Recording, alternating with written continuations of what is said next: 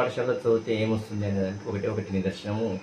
ఈరోజు తస్మిన్ బేగం అనే అమ్మాయి ఇక్కడ మనకి 492 మార్కులతోని SSC మన యాన్యువల్ ఎగ్జామ్స్లో పాస్ అయింది. ఈ సందర్భంగా వారికి దక్కింది ఏంటంటే అమ్మాయికి ప్రభుత్వ పాఠశాలలో చదవటం వలన, ఈ జిల్లా పరిషత్ స్కూల్లో చదవటం వలన ఒక జిల్లా విద్యాశాఖ అధికారి ప్రభుత్వం తరఫున అమ్మాయి ఇంటికి పోయి అమ్మాయిని సన్మానించడం అనేది ఆ భగవంతుడు ఆమెకు ప్రసాదించిన వరం. ఇది వేరే ఇతర స్కూళ్ళలో చదివితే దక్కదు. బిలో పావర్టీ గల అమ్మాయికి ప్రభుత్వం తరఫున అధికారిగా పోవడం అనేది అమ్మాయి కేవలం ఇక్కడ చదువుకొని ఆత్మవిశ్వాసంతో రాసి ఆ మార్కులు సంపాదించడం అనేది మామూలు విషయం కాదు. కాబట్టి ప్రభుత్వ స్కూళ్ళలో చదివితే ఈ విధంగా ఉంటుంది అని మనం మిగతా సొసైటీకి తెలపడం జరుగుతుంది. ఇక్కడ ఇంటికి పోయినప్పుడు, విద్యార్థులు ఇంటికి పోయినప్పుడు తెలిసింది ఏంటంటే మాకు ఇంగ్లీష్ మీడియం కావాలి అన్నారు.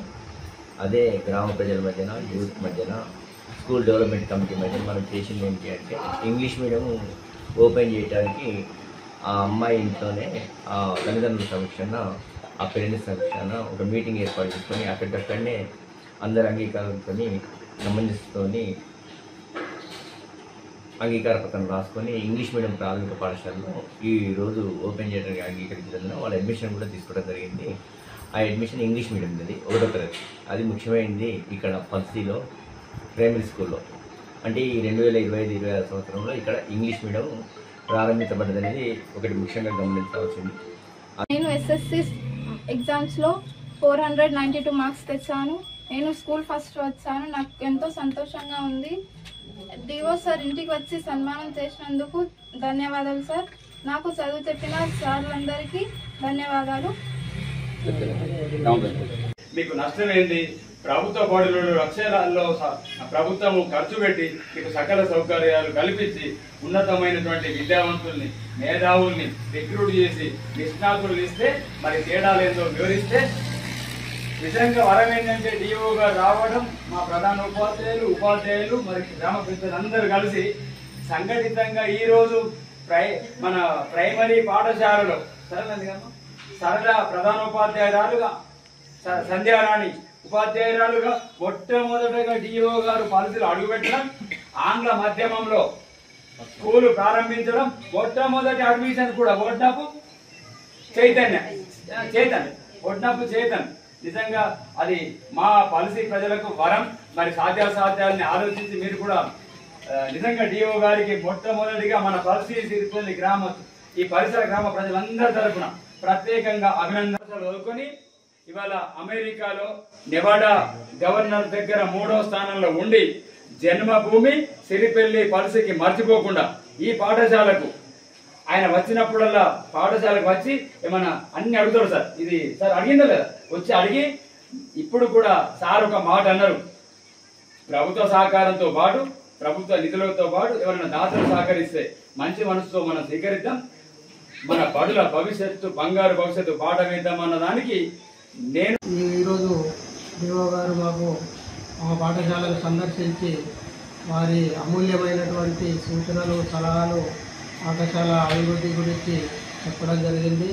సారి గౌరవ డిఓ గారి సలహాలు, సూచనలు పాటిస్తూ పాఠశాల విద్యార్థులని అభివృద్ధి పథంలో ముందు తీసుకెళ్లి పాఠశాల విద్యార్థులకు మంచి అభివృద్ధి పథంలో తీసుకుపోవడానికి మా వంతు ఉపాధ్యాయుల తరఫున కాకపోతే మాకు కొంచెం స్టాఫ్ ఇద్దరు టీచర్స్ ఉంటే దాన్ని ఇంకా కొంచెం ముందుకు తీసుకెళ్ళగలుగుతాను అనేది అనుకుంటున్నా సార్.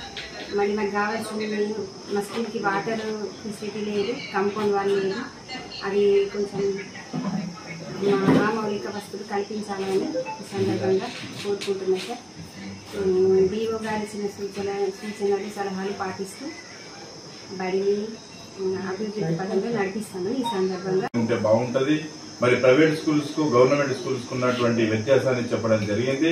మరి ప్రైవేట్ స్కూల్లో ఉన్నటువంటి ఫెసిలిటీస్ ఏంటి, గవర్నమెంట్ లో ఉన్నటువంటి ఫెసిలిటీస్ ఏంటిది, వీళ్ళకు ఉన్నటువంటి ఆర్థిక పరిస్థితులను కూడా బేరీజ్ వేసుకొని మరి ఇక్కడ ఉన్నటువంటి పరిస్థితులను చేంజ్ చేసుకొని మరి గవర్నమెంట్ స్కూల్లో ఉన్నటువంటి పరిస్థితులను బాగా ఉన్నాయి కాబట్టి మరి ప్రైవేట్ కంటే గవర్నమెంట్ చాలా మంచిది, ముద్దు, మరి అన్ని విధాలుగా ఫెసిలిటీస్ ఉంటాయన్నటువంటి ఉద్దేశాన్ని వివరిస్తూ మరి ఇక్కడ గవర్నమెంట్ స్కూల్లో స్ట్రెంత్ నానాటికి తగ్గిపోతున్నది. దీన్ని పెంపొందించుకోవాల్సినటువంటి అవసరం బాగా ఉంది. మరి ఏ విధంగా పెంపొందించుకోవాలంటూ సలహాలు సూచనలు ఇవ్వడం జరిగింది. మరి ఇక్కడ ఉన్నటువంటి రికార్డ్స్ కానీ మిగతాయి కానీ స్టాఫ్ కానీ సారు సలహాలు సూచనలు ఇచ్చాడు. మరి అమ్మాయి 10th ఈ సంవత్సరము పాఠశాలలో ఎస్ఎస్సి విద్యార్థులు 32 మంది అపియర్ అయ్యారు. 32 మందికి 32 మంది పాస్ అయ్యి 100% రిజల్ట్ వచ్చింది. ఈ సందర్భంగా ఈఓ గారికి కూడా ప్రత్యేకంగా మేము ధన్యవాదాలు తెలియజేసుకుంటున్నాము. మా స్టాఫ్ కూడా ప్రత్యేకంగా ధన్యవాదాలు తెలియజేసుకుంటున్నాను. School first Tahmeen Begum school first వచ్చింది 492. గవర్నమెంట్ పాఠశాలలో చదువుతున్నందుకు ఆమె చాలా గర్వంగా ఫీల్ అవుతుంది.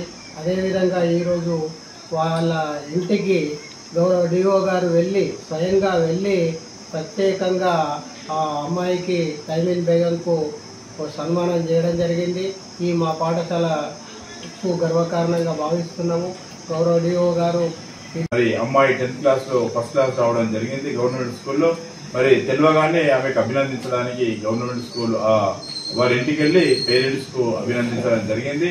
మరి ప్రత్యేకంగా డిఓ గారు మరి ఇక్కడ ఉన్నతమైనటువంటి ప్రైమరీ స్కూల్ కానీ జిల్లా పరిషత్ స్కూల్ కానీ మరి వాళ్ళు అక్కడ ఉన్నటువంటి ఫెసిలిటీస్ కూడా సార్ వివరించడం జరిగింది. మరి దీంట్లో ఉన్నటువంటి వ్యత్యాసాన్ని కూడా గమనించి సార్ వారికి సలహాలు సూచనలు ఇచ్చారు.